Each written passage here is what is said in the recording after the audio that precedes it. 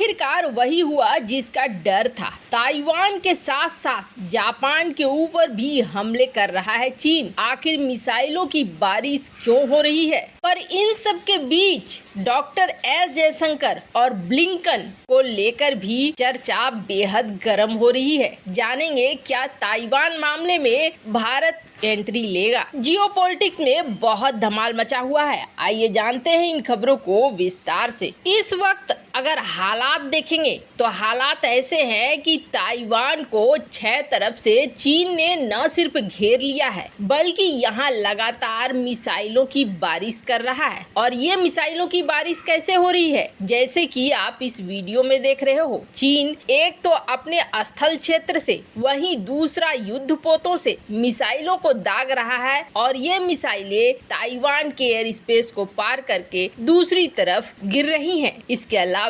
Taiwan के तट के पास युद्धपोत लगातार बमबारी कर रहे हैं। ये जो वीडियो दिख रहा है आपको, ताइवान की स्थिति इस वक्त ऐसी ही है। पूरी तरीके से ताइवान को घेर कर तबाही मचा रहा है। और चीन के अंदर से जो तस्वीरें निकल कर आ रही हैं, किस तरीके से बैलिस्टिक मिसाइलों को दाग रहा है चीन, वो भी देखने को मिल रहा है। आपको बता दें, कुछ दिनों पहले ये वीडियो रिलीज हुई थी जिसमें अलग अलग मिसाइलों को जाते हुए दिखाया गया था और कहा गया था कि ये सारी मिसाइलें पहुंच रही हैं ताइवान की ओर दागे जाने के लिए। इसके अलावा लगातार टैंक की सप्लाई हो रही है, कई तरह के हथियार पहुंच रहे हैं ताइवान के पास। पर इन सब के बीच जहां ये जंग ताइवान और चीन के बीच लगभग शुरू ही होगी, तो चीन और ताइवान की सेना में कंपैरिजन भी शुरू हो चुका है कि इस जंग को जीतेगा कौन। चाइना की जहां इस वक्त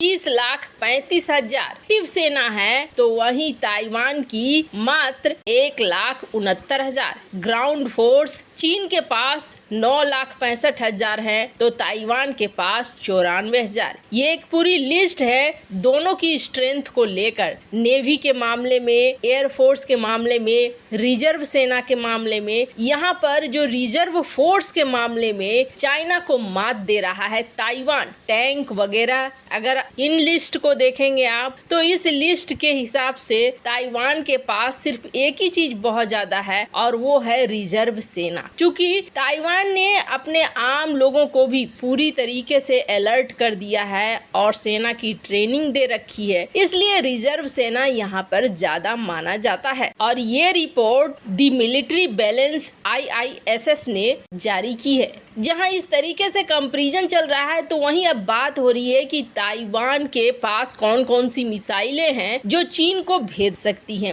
अब कथित तौर पर चीन के पास जो बैलिस्टिक और क्रूज मिसाइलें हैं उसकी लिस्ट दी गई है, जिसे आप देख सकते हैं। ये अलग अलग लिस्ट है। 1500 किलोमीटर से लेकर कथित तौर पर 13,000 किलोमीटर, 15,000 किलोमीटर रेंज की भी इसके पास बैलिस्टिक और क्रूज मिसाइलें मौजूद है। अभी ये जो डिटेल है, ये डिटेल ये बता रहा है कि चीन अपने देश से बाहर बहुत दूर तक वार कर सकता है और ये वार अमेरिका तक भी हो सकता है। फिर बात करें ताइवान की, तो ताइवान चीन को नुकसान तो पहुंचा ही सकता है। चीन को करीब आधे हिस्से में नुकसान पहुंचा सकता है, क्योंकि इसके पास भी है मिसाइलें। हालांकि रेंज बहुत ज्यादा नहीं है, इसकी लास्ट रेंज है 2000 किलोमीटर तक। जो इसकी छठी मिसाइल यहाँ देख रहे हैं, यूनफेंग, ये 2000 किलोमीटर तक वार कर सकती है। लेकिन यहीं पर ताइवान की सबसे बड़ी शक्ति है, क्योंकि ये जो मिसाइल है, इस मिसाइल की रेंज चीन के भले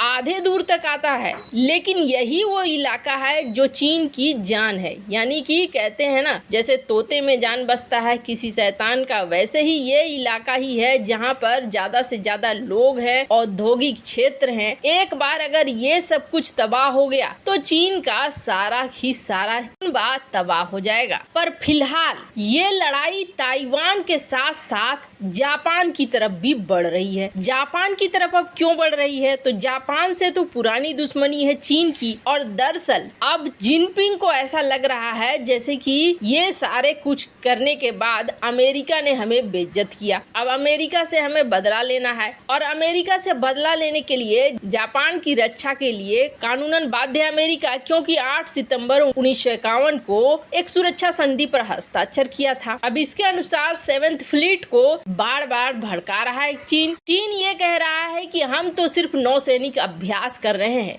लेकिन इस दौरान चीनी सेना लगातार मिसाइलें दाग रही है। 5 मिसाइलें जापान के जो ये देख रहे हैं द्वीप, इन द्वीपों में जाकर गिरे हुए हैं और इसे जापान का विशेष आर्थिक क्षेत्र माना जाता है, जिसमें पहली बार 5 चीनी मिसाइलें इस तरीके से गिरी है। हालांकि जापान ने शुरुआती तौर पर सिर्फ राजनयिक चैनलों के माध्यम से कड़ा विरोध किया है, लेकिन अब समस्या ये हो गई है कि जापान ने भी अपने युद्धपोत और पेट्रोल वेसल को निकाल दिया है चीन से सटी सीमा की 24 घंटे निगरानी करने के लिए। और ये महज इत्तेफाक नहीं है, जापानी इलाके में चीनी मिसाइल का गिरना एक इत्तेफाक नहीं है। चीन ने DF-17, DF-26, DF-21 मिसाइलों को फायर किया है और ये सभी मिसाइलें काफी सटीकता के साथ अपने लक्ष्य को भेदने में सक्षम है। ऐसे में माना जा रहा है कि चीन ने जानबूझकर जापानी इलाके में अपनी मिसाइलों को दागा। मतलब ये युद्ध अब भड़कने लगेगा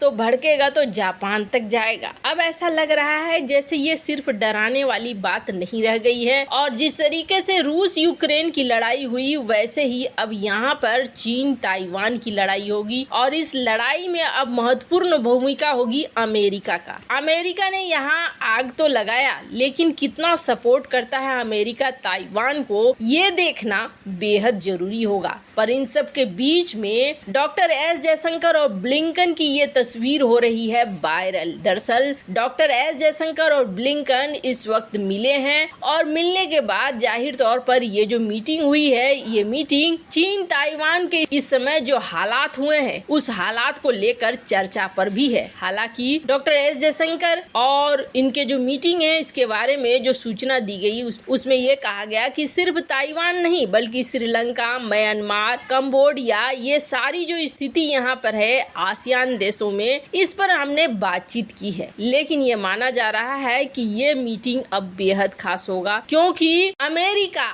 अब भारत का रुख जानना चाहेगा। रूस मामले में तो भले भारत का रुख अमेरिका समझ गया और अमेरिका ने बहुत ज्यादा दबाव भारत के ऊपर नहीं बनाया, लेकिन अब इस मामले में भारत का रुख जरूर जानना चाहेगा। वैसे आपको क्या लगता है, क्या करना चाहिए भारत को? कमेंट कर अपनी राय जरूर बताएं। जल्द मिलते हैं अगले वीडियो में नई खबर के साथ।